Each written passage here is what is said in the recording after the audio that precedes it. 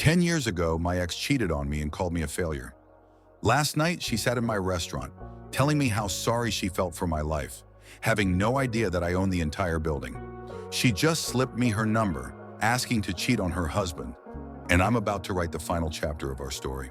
It's a strange feeling to see a ghost, especially when that ghost is sitting 3 tables away, laughing loudly and sending a drink back because it wasn't made to her exact specifications. Her name is Jessica, and 10 years ago, she didn't just break my heart. She ground it into dust and told me it was my own fault for being made of such weak material. Back then, I was a dreamer.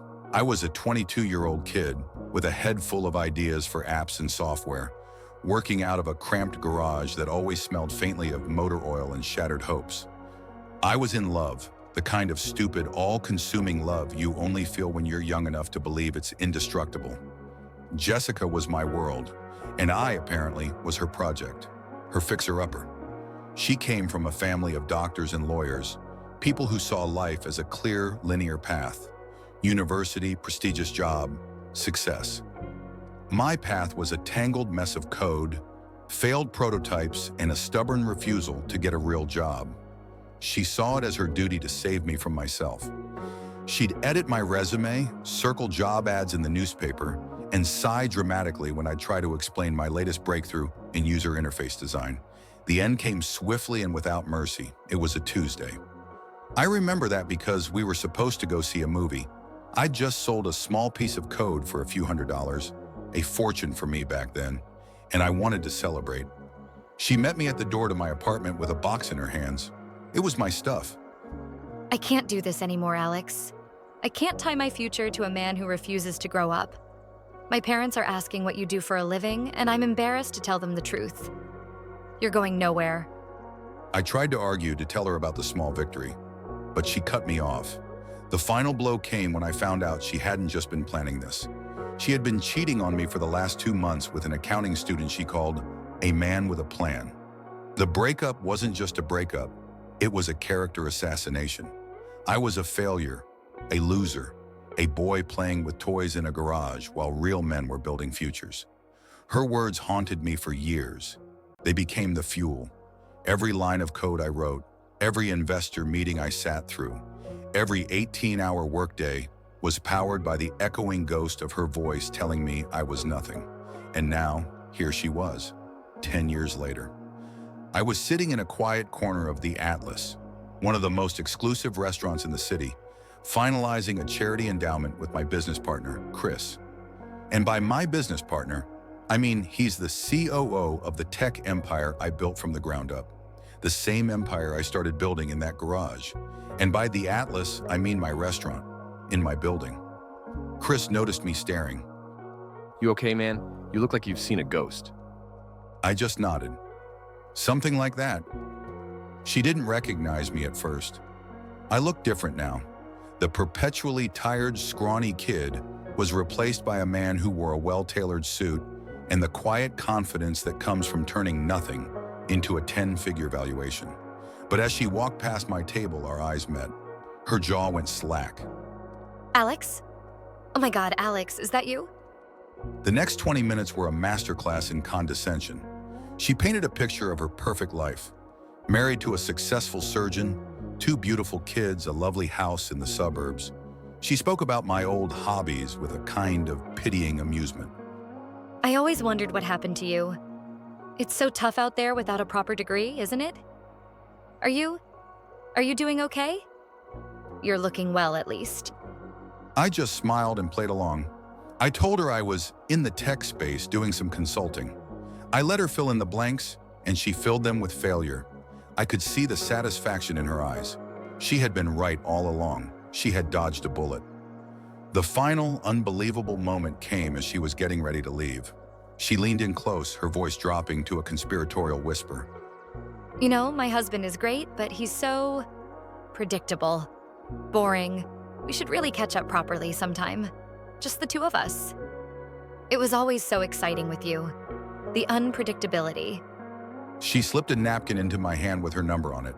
She thought she was offering a little charity, a moment of excitement to the failure she left behind. She had no idea she was handing a loaded gun to the man who owned the entire building she was standing in. I thought this would be about my story, but I was about to find out it was much bigger than that. A plan, cold and clear, began to form in my mind. For 10 years, I let her be the author of my story of failure. Now I was going to write the final chapter. If you want to find out what happens next, make sure you subscribe to the channel, hit that like button, and let me know in the comments what your first piece of advice would be for me. I'm going to need it. The next morning I texted her. Just a simple, "It was a surprise seeing you. I'd be open to catching up." The reply came back almost instantly. She was eager. We set a date for next Friday night at a high-end hotel downtown called the Sovereign. She suggested it, calling it her favorite spot for a secret escape. The irony, of course, is that my company acquired that hotel 6 months ago. She would be walking into my territory and she'd have no idea. My initial plan was simple.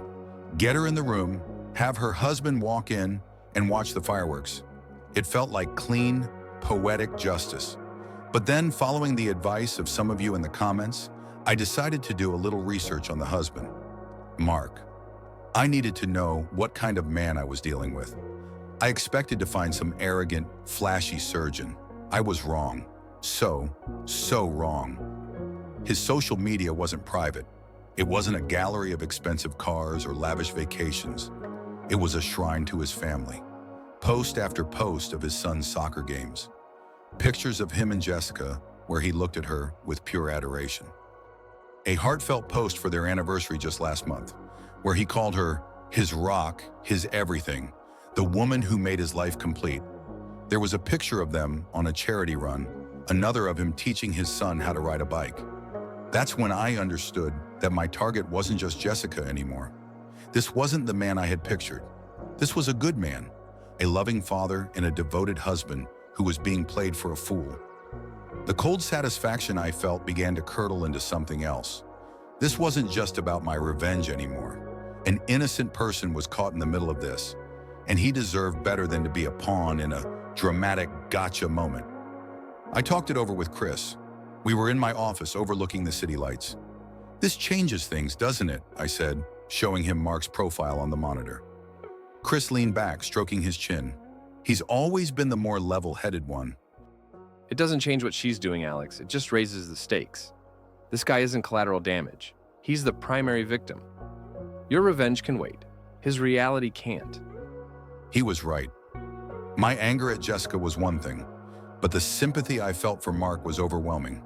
The plan had to change. I couldn't just let him walk in blind. He deserved to know what was happening, to have some measure of control over a situation that was about to detonate his life. I found the contact information for his surgical practice online.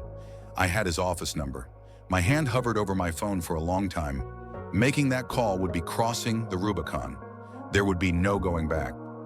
So here's my dilemma, and I need your help again. I have the husband's number. Do I call him? Do I warn him and risk him confronting her prematurely or not believing me? Or do I stick with the original plan and let him see it with his own eyes? What would you do in my position? Let me know in the comments below. This is Dr. Mark Collier. His voice was calm, professional. I suddenly felt like a teenage prank caller. "Dr. Collier," I started, my own voice sounding foreign to me. "My name is Alex.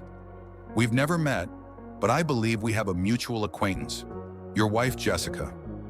There was a pause. The line was so clear I could hear him breathing. Okay, how do you know my wife? "We knew each other a long time ago," I said carefully. "We ran into each other recently. She initiated contact, and she has proposed a meeting that I believe you should be aware of." The silence on the other end was deafening. It stretched for what felt like an eternity. I was ready for anger, for accusations, for him to hang up. I didn't expect the weary resignation in his voice when he finally spoke. Where and when? There was no shock, no disbelief, just a tired, defeated question. It was in that moment I knew this wasn't the first crack in their perfect facade. I told him, the Sovereign Hotel, Friday night, Suite 1201. He was quiet for another long moment. Then he did something I never expected. This isn't the first time. I've found things. Text messages I shouldn't have seen. Unexplained credit card charges. She always has a story, a brilliant, convincing story, and I believe her. Every time I choose to believe her because the alternative is this. My revenge plot suddenly felt so small, so petty. This man was living in a quiet hell, and I was about to turn up the heat. I can cancel, I offered, my voice soft. I can just disappear. No, don't. I need to know, for my son. I need to see it for myself. If I don't, I'll let her convince me I'm crazy again. I need it to be undeniable. We talked for another 10 minutes. We formulated a new plan, a collaboration. He would come to the hotel. He would wait in the adjoining suite, which I would book for him. And at the right moment, I would let him in. He wasn't walking in blind anymore. He was walking in with his eyes wide open. He thanked me. A man whose life I was about to shatter thanked me. What followed was more final and more dramatic than anything I could have ever imagined. The date is set. The players are in position, but the game has completely changed. This isn't about vengeance for a 10-year-old wound anymore. It's about liberating an innocent man from a prison of lies.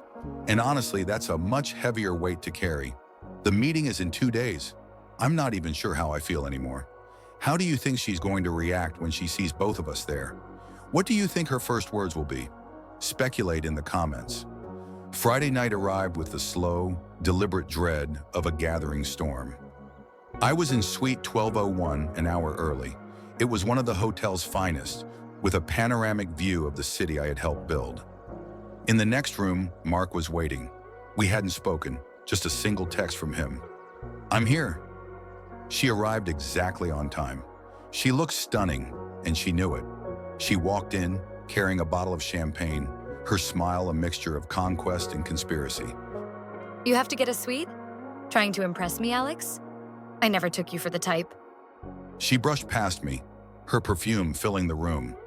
It was the same scent she wore 10 years ago. It's amazing how a smell can transport you back in time, to a place of naive devotion and crushing betrayal. I didn't say anything, just watched her as she surveyed the room.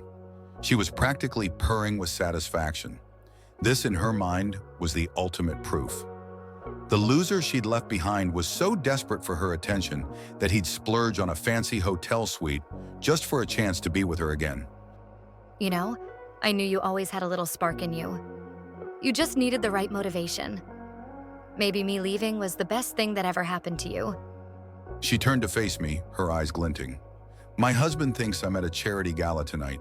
He's so trusting. It's one of his best and worst qualities." That was my cue. I walked slowly to the interconnecting door that led to the next suite. I knocked twice, a prearranged signal. Jessica looked confused. "Are we expecting someone?" I opened the door. Mark stood there. He wasn't angry. He wasn't yelling.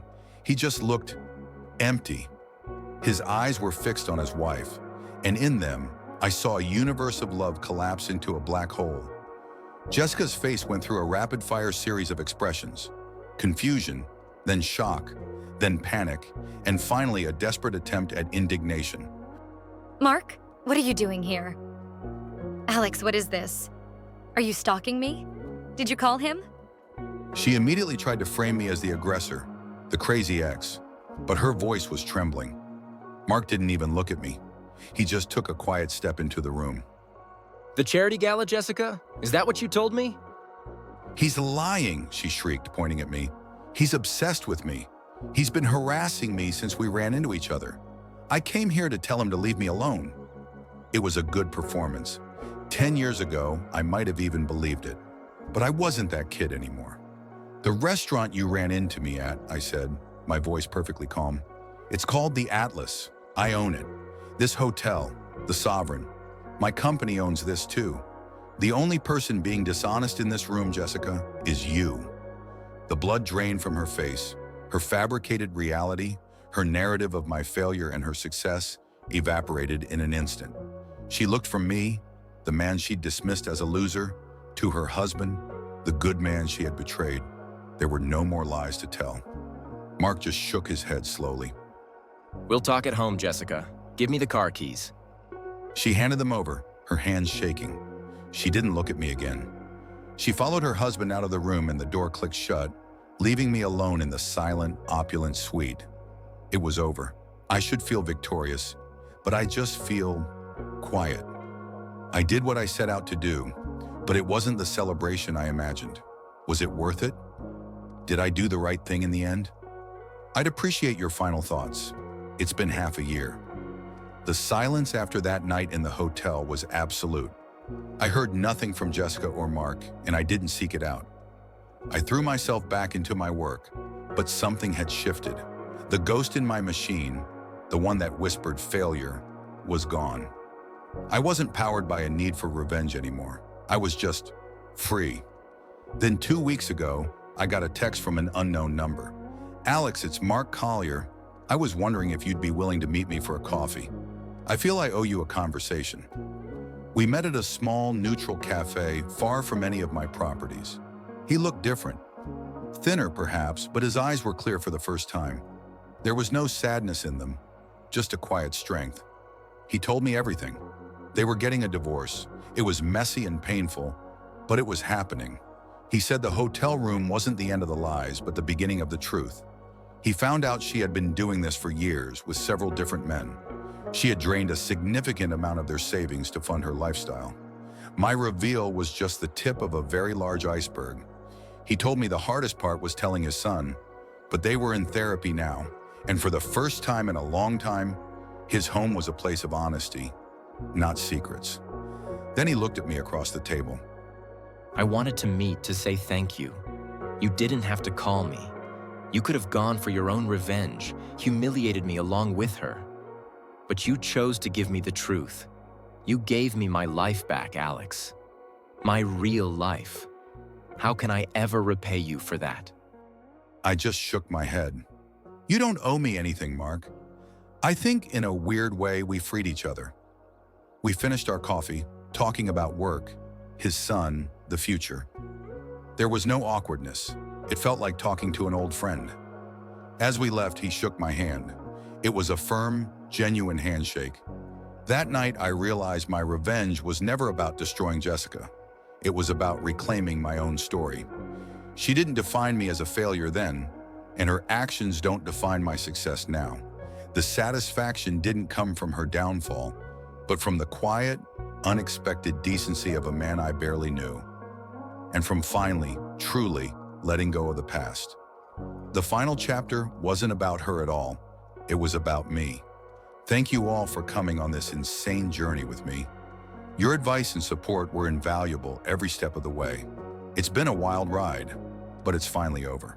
If you want to hear more stories, be sure to subscribe to the channel.